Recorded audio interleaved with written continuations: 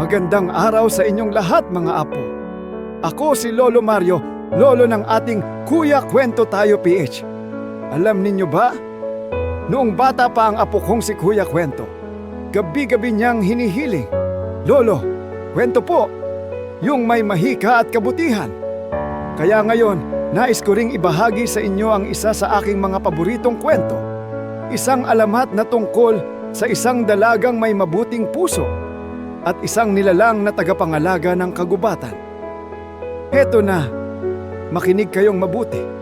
Ang ating kwento ay pinamagatang Ang Kapre at ang Dalagang si Lira. Noong unang panahon, sa paanan ng isang kabundukan, may isang nayong napapalibutan ng malalawak at matatandang kagubatan. Doon nakatira ang isang dalagang nagngangalang Lira, isang maganda't mabait na anak ng isang manggagamot. Bagamat maraming kabataang lalaki ang humahanga sa kanya, si Lira'y mas masaya sa piling ng kalikasan. Araw-araw, kasama ang kanyang maliit na basket, namimitas siya ng mga halamang gamot sa ilalim ng lilim ng matandang mga puno. Ngunit higit pa roon, may kakaibang ganda sa kanyang tinig. Sa tuwing siya'y umaawit, tila ba ang buong gubat ay nakikinig. Ang mga ibon ay tumitigil sa paglipad. Ang mga dahon ay sumasayaw sa hangin.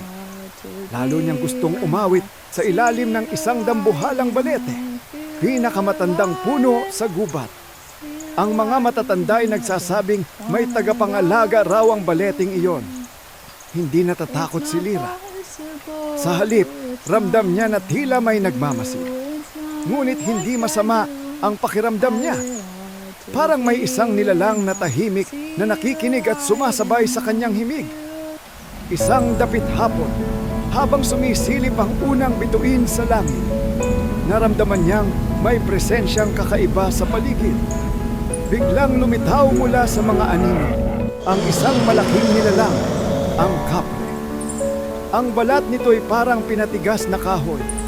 Ang buhok nito'y mahahabang baging na may mumunting bulaklak. Sa kamay nito'y may malaking tabako na bumubuga ng asol na usok. Ngunit ang pinakakahanga-hanga ay ang mga mata nito, hindi galit, kundi puno ng pagkamangha at kabaitan. Mababa ngunit mahinahong tinig ang nagsalita. Ang iyong awit, iha, ay nagpapagaling sa sugat ng kagubatan. Matagal na kitang pinapakinggan. Bagaman bahagyang natakot, naramdaman ni Lira na walang balak manakit ang nilalang. "Sino ka po?" tanong niya.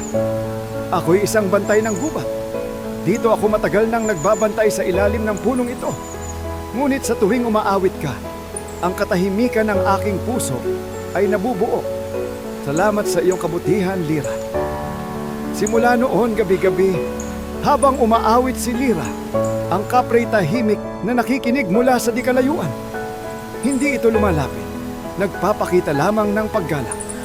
At unti-unti, nagkaroon sila ng isang hindi pangkaraniwang pagkakaibigan. Isang pagkakaibigang batay sa paggalang, kabaitan at musika. Ngunit isang araw, dumating sa nayon ang isang mayamang lalaking tagalungsod. Nabalitaan niya ang kagandahan ni Lira at nagpumilit na siya'y mapangasawa. Nang tumanggi si Lira, nagbanta ang lalaki. "Kung hindi ka sasama sa akin, susunugin ko ang kagubatan, pati ang iyong mahal na balete." Takot at lungkot ang bumalot kay Lira. Wala siyang magawa.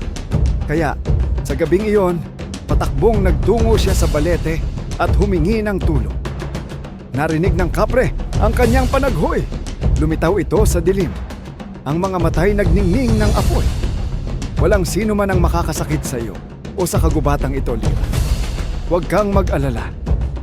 Kinabukasan, dumating ang mayamang lalaki at ang kanyang mga tauhan. May dalang mga sulo at itak. Ngunit bago sila tuluyang makapasok, umungol ang mga puno. Ang mga ugat ay nag-alsa, bumalot sa kanilang mga paa. Ang hangin ay naging makapal na ulap, pinuno ng usok at mga dahon. Sa gitna ng dilim, lumitaw ang higanteng anyo ng Kapre. Naglalagablab ang mga mata. "Lumayas kayo. Hindi ninyo maaaring sirain ang tahanan ng kalikasan. at ang puso ng dalagang ito. Takot na takot ang mga lalaki. Nagsitakbuhan sila.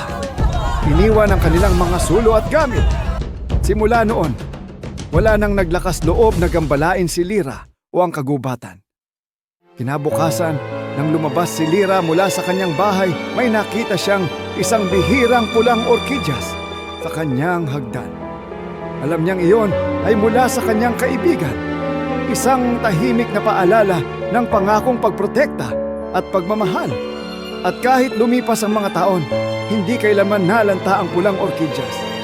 Hanggang ngayon, sinasabi ng mga matatanda na kung makakita ka ng ganoong bulaklak sa gubat, marahil ang bantay ng gubat ay naroroon pa rin, nagbabantay mula sa mga anino.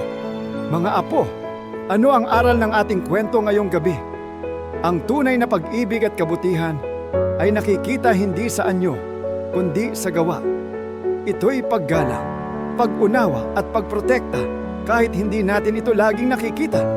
At tandaan ninyo, maging mabuti at magbigay galang sa kalikasan, sapagkat may mga tagapangalagang tahimik na nagbabantay sa atin. Maraming salamat mga apo sa pakikinig sa kwento ni Lolo. Sana'y nagustuhan ninyo. Huwag kayong mawawala, ha? Sa susunod nating kwento tayo, PH. Marami pa akong mga kwentong puno ng kabutihan, hiwaga at mahika. Hanggang sa muli, paalam, mga apo. Enjoy ba kayo mga bata sa pakikinig? Maraming salamat, paalam.